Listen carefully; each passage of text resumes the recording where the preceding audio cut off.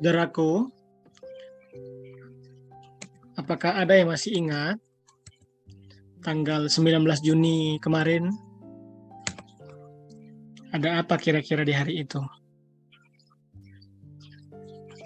Ya, Father's Day ya, Hari Ayah. Hari Ayah Internasional. Dan paling tidak 48 negara yang merayakannya. Kita hari ini akan belajar tentang warisan terpenting seorang ayah.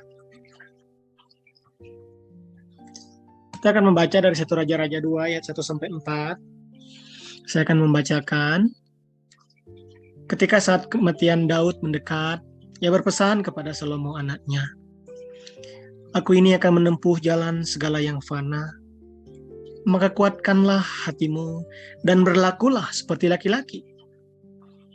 Lakukanlah kewajibanmu dengan setia terhadap Tuhan Allahmu, dengan hidup menurut jalan yang ditunjukkannya, dan dengan tetap mengikuti segala ketetapan, perintah, peraturan, dan ketentuannya, seperti yang tertulis dalam hukum Musa, supaya engkau beruntung dalam segala yang kau lakukan dan dalam segala yang kau tuju.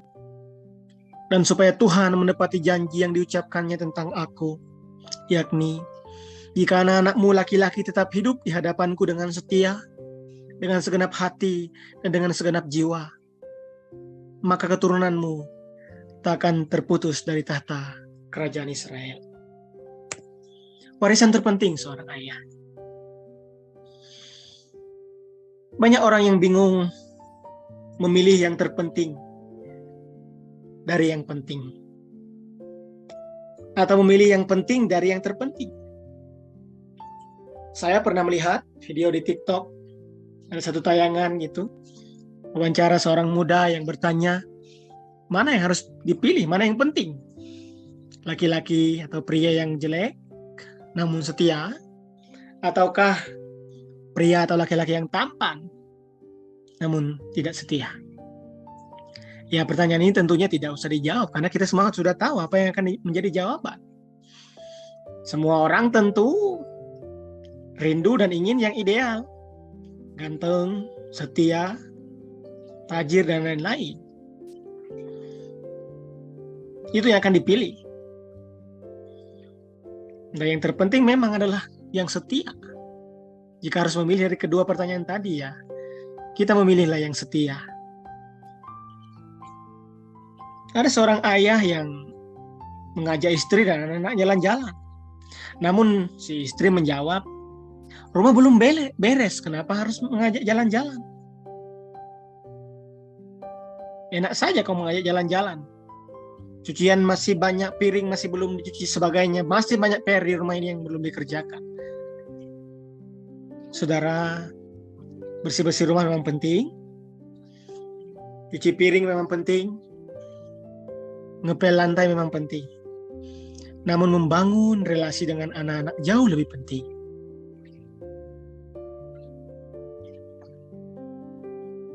Kita jangan salah fokus. Seringkali ayah bekerja sampai larut malam, pulang malam, mengabaikan relasi dengan anak-anak dan keluarga. Kita sebenarnya salah fokus. Kita mengabaikan keluarga kita, menganggap pekerjaan lebih penting. Makanya kita memilih lembur di perusahaan, di kantor kita. Di momen Hari Ayah ini saya mengajak kita bersama-sama untuk merenungkan kembali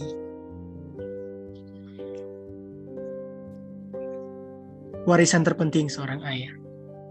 Izinkan saya bertanya kepada Anda sebagai bapak atau ayah, apa yang saudara ingin wariskan kepada anak-anak Anda? Warisan apa yang akan Anda tinggalkan? Permisi tanya juga kepada Anda sebagai ibu, mama, apa yang akan Anda wariskan? Apa yang akan Anda wariskan kepada anak-anak Anda? Atau kita sebagai anak-anak muda, anak-anak, apa yang ingin kita terima dan inginkan dari ayah kita? Harta yang banyak, rumah yang mewah megah, perusahaan yang besar. Pertanyaan saya ini tentu banyak sekali jawabannya, dan itu adalah hak saudara menjawabnya. Kita bebas menjawabnya. Saudaraku, kita kembali melihat dari kisah Daud yang kita baca tadi. Kalau dilihat dari pasal 1 ayat 1, di sana dikatakan, Raja Daud telah tua dan lanjut umurnya, dan biarpun ia diselimuti, badannya tetap dingin.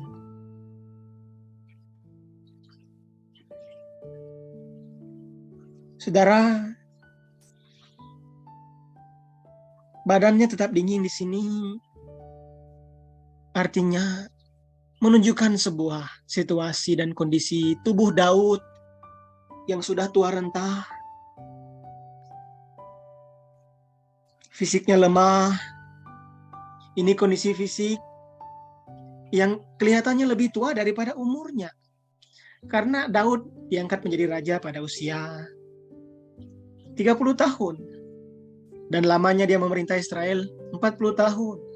Berarti pada saat ini di Raja-Raja pasal 1, pasal 2 ini dia berusia 70 tahun. Kenapa Daud kelihatannya lebih tua gitu, kondisi fisiknya daripada umur? Kita bisa melihat sedari muda Daud mengalami banyak tantangan, banyak masalah. Dia penjaga kambing domba ayahnya. Saat juga dia beranjak dewasa, dia berperang. Banyak sekali masalah belum dalam keluarganya. Silih berganti, masalah demi masalah yang dihadapi Daud. Ini yang membuat dia menjadi seorang tua renta yang bisa dikatakan berbaring sebagai pesakitan di masa tuanya.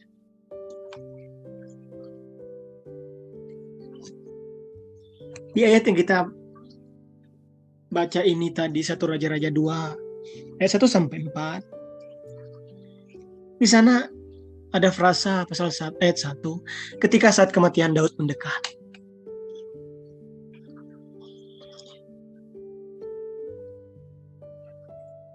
Daud berpesan kepada Salomo anaknya. Saya melihat di sini frasa ketika saat kematian Daud mendekat. Kalimat ini sangat memperingatkan saya secara pribadi. Menerobos jauh ke dalam hati saya. Menyentak saya. Gitu. Siapa saya? Membaca ini saya merenungkan. Who am I? Siapa saya? Dengan melihat Daud. Siapa Daud ini, saudaraku? Dia pahlawan yang gagah. Seorang yang dikagumi, dan sosok yang memiliki paras yang elok. Seorang yang dekat dengan Tuhan.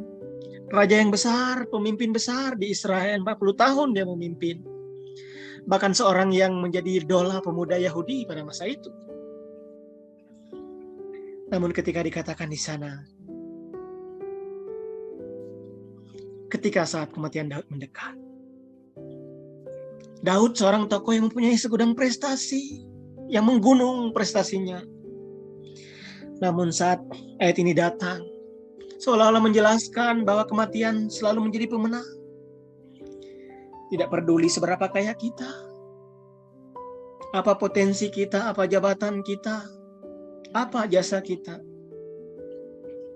kita pasti akan lenyap dari dunia ini. Dan di ayat 1-4 ini merupakan sebuah nasihat, pesan Daud kepada anaknya yang berumur 19 tahun waktu itu, yakni Salomo. Daud menyadari kematiannya sudah dekat. Daud berumur 30 tahun pada waktu ia menjadi raja. Kini usianya sudah 70 tahun. Sedangkan Salomo anaknya diangkat menjadi raja pada usia 19 tahun. Sangat mudah sekali. Daud sadar betapa jauh jarak usianya dengan Salomo. Seorang anak yang masih muda pengalaman, muda usia. Itu sebabnya Daud sebagai seorang ayah menasihati, berpesan kepada sang anak. Apa isi pesan Daud? Daud menyampaikan sebuah legasi, warisan iman. Daud menyadari gitu kematiannya sudah dekat. Ia berpesan di ayat yang kedua, aku ini akan menempuh jalan segala yang fana. Maka kuatkanlah hatimu dan berlakulah seperti seorang laki-laki. Seolah-olah Daud mengatakan kepada Salomo, jangan cengeng, nak. Ketika papa sudah pergi meninggalkan kamu, kuatkan hatimu, jangan bersedih. Berlakulah seperti laki-laki. Daud menguatkan sang anak karena dia tahu pasti Salomo muda ini akan terpukul saat dirinya meninggal. Bagaimana tidak dia memimpin sebuah bangsa yang besar. Berlakulah seperti seorang laki-laki. Artinya harus kuat, harus tegar, tangguh. Lalu nasihat selanjutnya di ayat yang ketiga.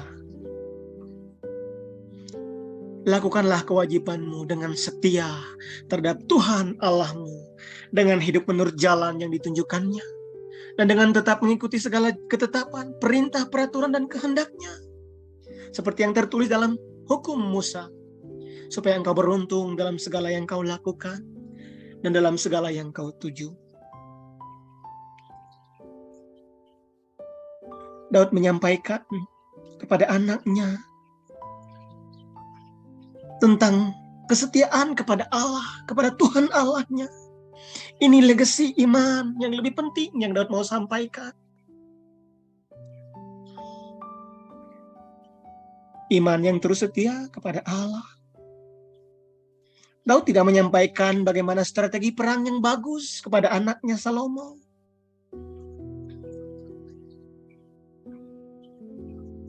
Tetapi Daud menyampaikan